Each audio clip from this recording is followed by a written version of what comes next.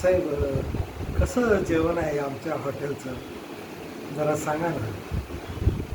हॉटेलचा मालक त्याच्या हॉटेलची काही जाहिरात करायची असेल म्हणून तो मला विचारत होता.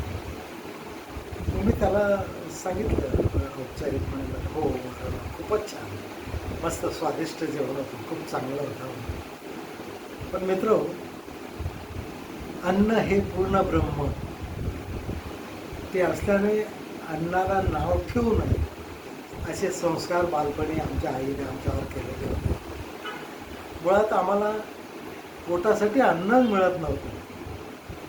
त्यामुळे भुकेला कोंडा आणि नेजेला धोंडा या म्हणीप्रमाणे जे ताटात पडेल, ती कोंड्याची भाकरी असली तरी चालेल, तरी तिला पूर्ण ब्रह्म समजून, तिला अन्नपूर्णा समजून आम्ही ते ग्रहण करत असायचो आणि पोटाची खडगी भरत असायची.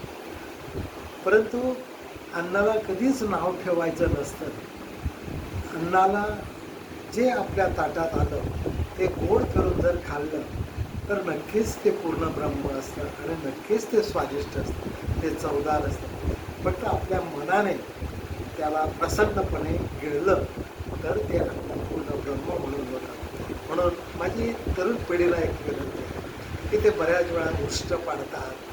आपण हॉटेलिंगमध्ये जातो, लग्नाच्या पंक्तींमध्ये जातो, इतकं उष्ट पडलेलं दिसतं.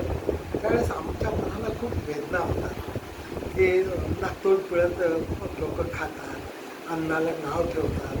हो, ते अन्न निर्माण करण्यासाठी शेतकऱ्याने मेहनत केलेली असते, आचार्याने मेहनत केलेली असते. परंतु आजची पिढी अगदी सहज अन्नाला नाव ठेवते आणि नाकतोड पिळत कसं तरी ते खातात.